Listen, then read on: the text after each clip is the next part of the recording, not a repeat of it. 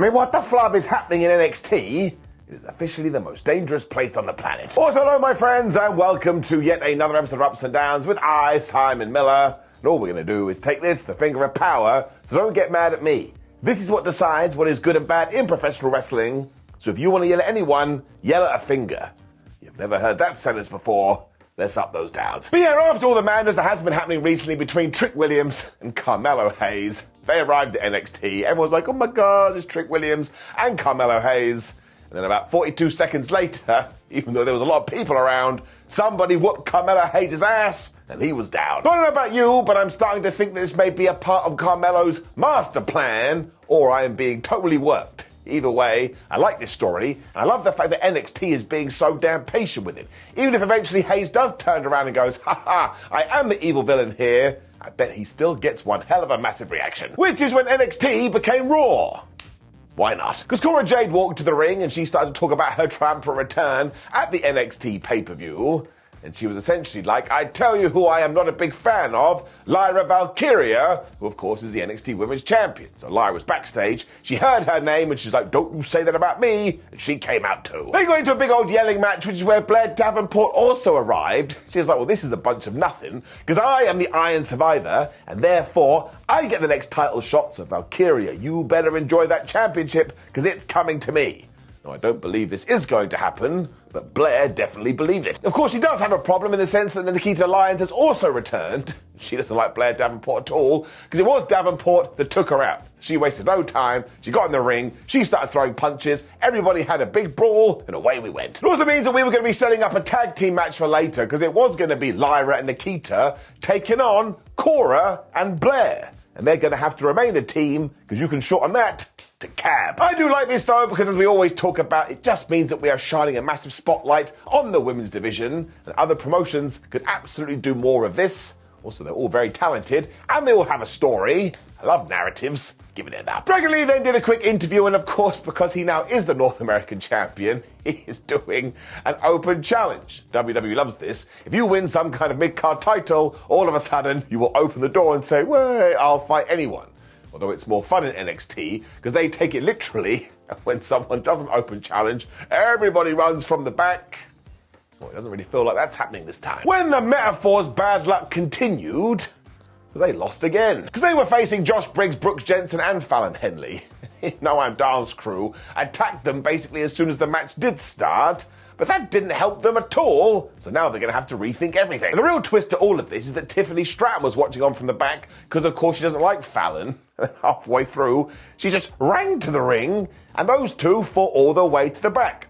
So if I was one of her teammates, I'd be like, what are you doing? We need you. Where are you going? That really did leave Jensen especially in no man's land, because he was just getting beaten upon. He too is not having a good time. But when he eventually got slammed right in the face, he kind of fell into his own corner. So Briggs was there, he made the tag, and he went absolutely wild because said slap was hot. He just walloped everyone too. Like, no matter who came in, he had like force powers. When he took that lariat, and he took Noam Dar's head off, and he pinned him for the 1, 2, 3. And it's a bit like, you sort of won this match by yourself, and surely now you get a Heritage Cup match. So this was fun enough, although I'm very worried about the future for Brooks and Josh. Seems to be a little bit of jealousy going on here. And as for the Metaphor, get it together, you're heading in the wrong direction, we're getting to the end of the year, still getting up. There was more sadness after this with Carmelo Hayes. His friendship with Trick Williams feels like it's in trouble. Saying that though, we were in the trainer's room, and thank goodness Carmelo is going to be okay for Friday when he is entering the SmackDown US title tournament, because he's the guy chosen from NXT. You can just see this is all going to intertwine somehow. It's going to wind up with a bunch of sadness. It was then time to pick up the competitors in the men's breakout tournament, and they were like, oh, I'm from this school, and I'm from that school.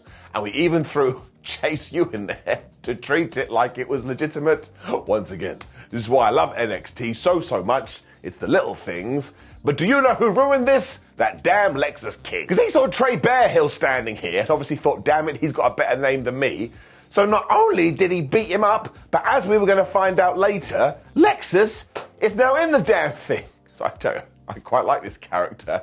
He is such an asshole in the best possible way. We went right into our first proper match for this tournament as well. It was Obafemi versus Miles Bourne. Now, when we do watch this kind of stuff in NXT, as always, we have to remember these are developmental guys in a developmental system. I'm never going to get mad at that, because maybe one day, one of the main events WrestleMania, and we can say, damn it, we were there from day one. I think that's cool. And while Bourne did get in some offense here too, when Femi made his comeback, he went totally crazy, and the commentators were going, oh man, this guy, he's probably going to win. We really like this guy. Everybody getting excited about him. So if you're looking for a favourite or for somebody whose WWE is high on, here he is. He was able to mount this cool comeback though before he hit the bomb of power for the 1-2-3. And I do quite like him, to the point I'm changing my prediction from last week, and now I hope that he does win. If nothing else, I think he will do fine. Feels like he understands this pro wrestling. Giving it up. Lyra and Nikkita were then backstage basically being friendly because they do hate Cora Jade and Blair Davenport. Then later on, we saw Blair Davenport and Cora Jade, who were saying the same thing, and it was basically like when you see the good guys, they're acting all nicey nice, and when you see the bad guys, there was just a touch of evil to them. So I don't want to repeat myself here, but it's just another massive tick box for NXT. They just want to have fun. They've applied the Cyndi Lauper method. But they've got a little bit more insight into why Tiffany Stratton does hate Fallon Henley so much, and we've kind of got old school here, because Tiffany is high class, and when it comes to Henley, she is lower class, and therefore they should not be fighting. She should be like a servant or something. So, you know, eventually she will beat her, and then maybe Stratton goes to Raw or SmackDown.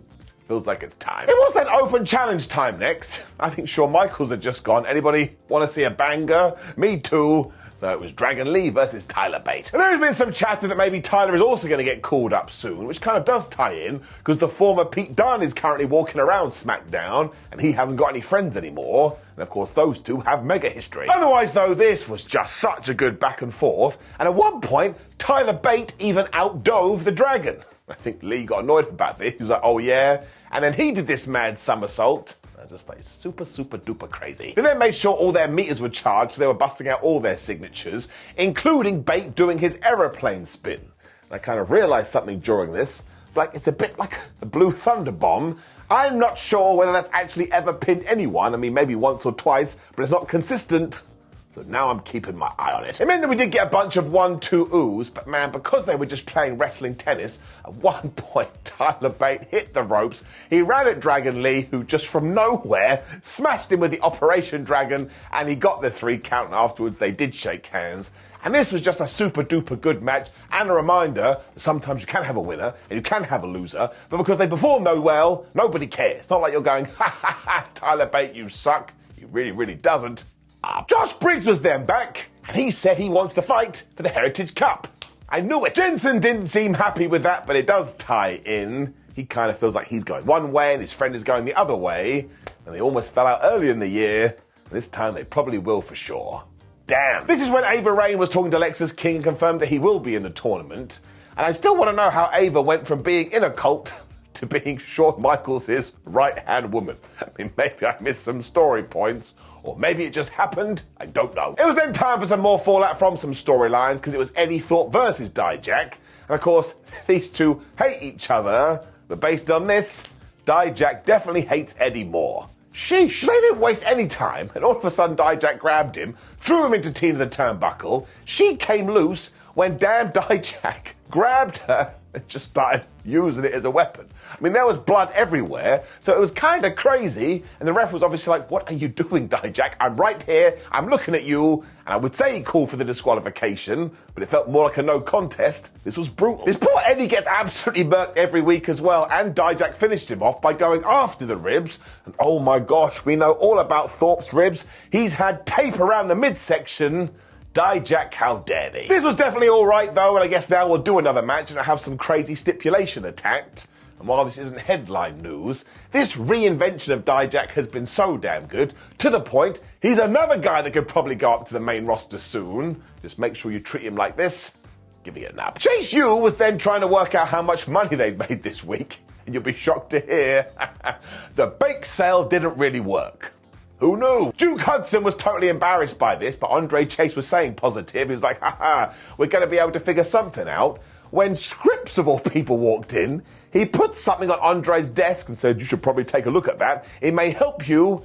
And he walked off. So it's like, what could possibly be in whatever that was?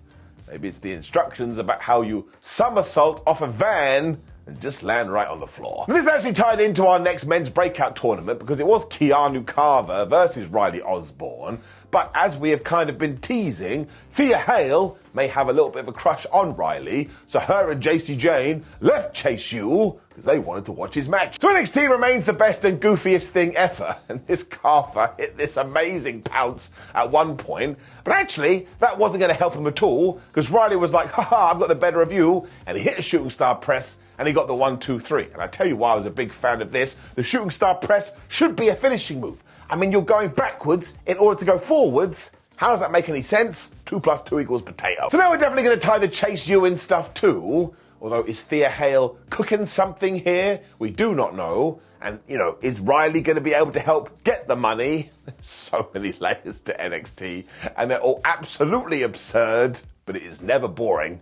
Drew Gulak, Damon Kemp, Charlie Dempsey, and Miles Bourne were then kind of winding up Dragon Lee, which is a little bit dangerous because he may go and breathe fire on them. But essentially, one of them is going to accept the open challenge for next week, but the Dragon won't find out for 7 days' time because these 4 are really annoying. They've also got a brand new name now, which I think was the No Quarter Catch Crew. On the one hand, that sounds badass. On the other, it's really long. I don't think it's going to fit on a t-shirt. Which means we then got to our main event match, which was going to be Lyra, Valkyria, and Nikkita Lyons taking on Cora, Jade, and Blair, Davenport. And once again, while we were going to have an angle after this, it's always nice to see them in the last match of the evening. Lyons went nuts at the start here as well, I suppose to remind you that, haha, I have been away, but now I'm back with a vengeance. Although Blair Davenport then tagged in, and she totally stopped her from doing nothing, because again, they don't like each other. It goes back a long way. Or a few months ago, she took her out. Lyra eventually got the sort of hot tag, but that was basically stopped because Tatum Paxi was out here again, being really weird. Understandably, Lyra was like, what are you doing? You're kind of annoying me. When Cora Jade all of a sudden appeared, and she took advantage. Blair was the same, and she was able to hit the Falcon Arrow, and she got a 1-2-ooh. And the only reason she didn't win is because Nikkita Lyons broke it up.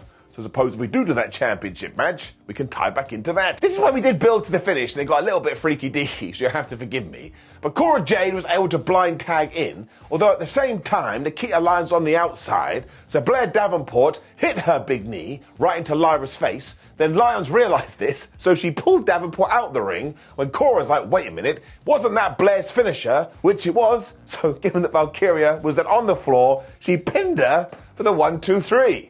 Man, that was a little bit convoluted. They got absolutely bizarre because Paxi was celebrating with Lyra Valkyria afterwards. Lyra was like, will you get off me? But look what we have done here. We made sure that Cora Jade did pin the champion, so now we can do that match. We know that Blair Davenport is going to have a match because she's the Iron Survivor, but also we need to do Blair and Lyons because, of course, they're not friends. So we are tying those threads together, which is not an easy thing to do. Also, this match was fine. We did a good job.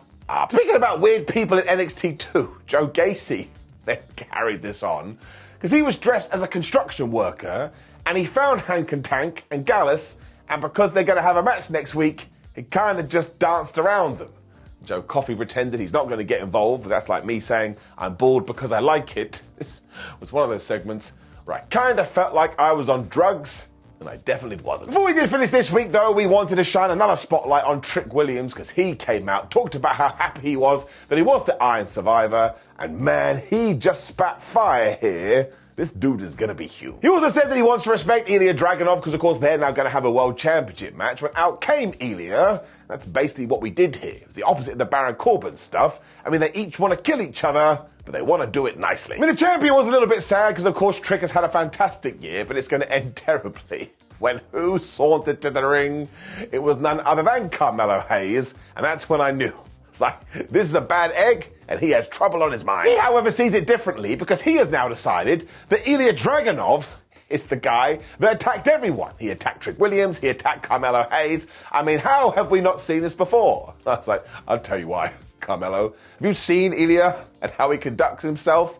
This is basically like accusing your nan. I don't think he did it. Dragunov was straight up offended by this too, as he would be, when he was like, Trick, trust me, listen to this man over here. If you are looking for the offender, well, you need to look at that guy right there. He was pointing at Carmelo Hayes. Dun, dun, dun. Carmelo then decided that Ilya didn't even deserve the championship, so he was going to take it back. You could see where this was going. When they got into a tug of war, when Carmelo did grab it, he smashed it right into Trick Williams' face. I was like, man, Trick, you need to get away from all of these people. They are not good for your health. So then we do have to ask the question, was that accidentally on purpose? And man, I hope NXT just keeps it so simple here, and that we do Ilya versus Trick, and Williams is about to become the champion when who screws him over? None other than Carmelo Hayes. And that will still get me in the tum-tum, because while I know this is going to happen, I want their relationship to rekindle.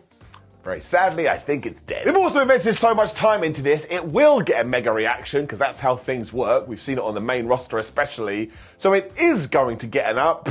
Once again, NXT, you sit down and you know exactly what they're going to do, but because they do it with so much confidence and so much aplomb, well, you just have a good time. That's why overall, it is getting it up. Also, please do make sure you click the video on the screen right now, which is Ups and Downs for Raw, and support all of professional wrestling. Like the video, share the video, and subscribe. Go to WhatCulture.com and all of that, but otherwise, take care of yourself, my friends. I love you lots. Goodbye.